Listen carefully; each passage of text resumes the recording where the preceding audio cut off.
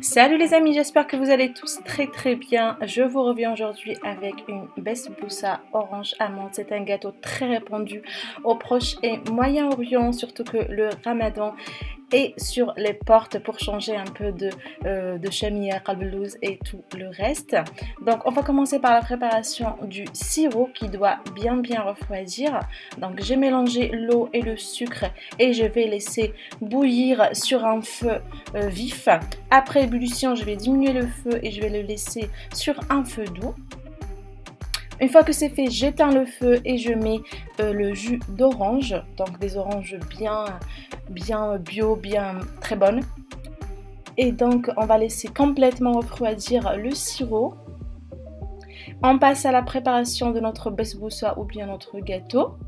Donc on va mettre dans le saladier le sucre. On ajoute le zeste de 2 petites oranges ou bien une grosse orange.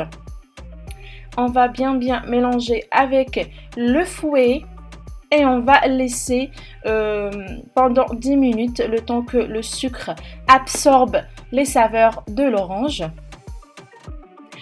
Et ensuite on va ajouter 3 œufs, un par un, tout en battant avec un batteur électrique.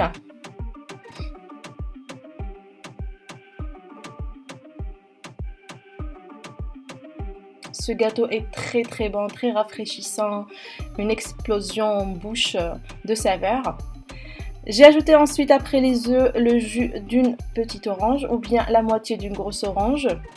Donc j'ajoute le jus. Ensuite j'ai ajouté la semoule fine. Je continue à battre.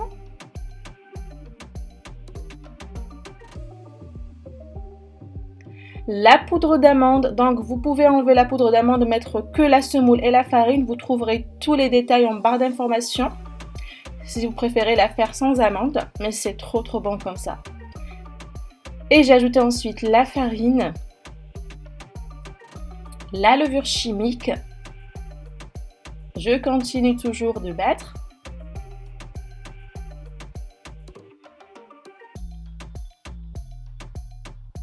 Et enfin, je vais ajouter mon beurre que je vais fondre au micro-ondes ou au bain-marie, comme vous voulez. Et je vais battre une dernière fois. Je vais beurrer et fariner un moule de 25 sur 15 cm. Vous pouvez le faire aussi dans un moule rond, comme vous voulez. Rond de 22 cm à peu près. Et je vais faire cuire ça dans un four préchauffé à 180 degrés pendant 25 minutes, comme un gâteau, un biscuit ordinaire. Juste à sa sortie du four, encore chaud, je vais l'imbiber de mon sirop qui a bien refroidi. C'est pour ça que c'est très important de préparer en premier le sirop et de le laisser bien refroidir. Et je vais laisser imbiber bien le gâteau et refroidir pendant au minimum 4 heures. Donc 4 heures avant de découper et de décorer avec ce que vous voulez.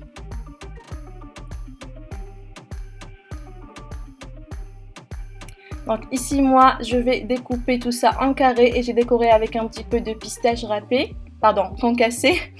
Donc voilà les amis, il est trop bon, il est super ce gâteau. J'espère vraiment que vous allez l'essayer pour ce mois béni ou pas et m'en dire plus en commentaire. Je souhaite à tous les musulmans qui me regardent un bon Ramadan et je vous dis à la prochaine sur lovecooking.com. N'hésitez pas à vous abonner et à partager la vidéo. Au revoir.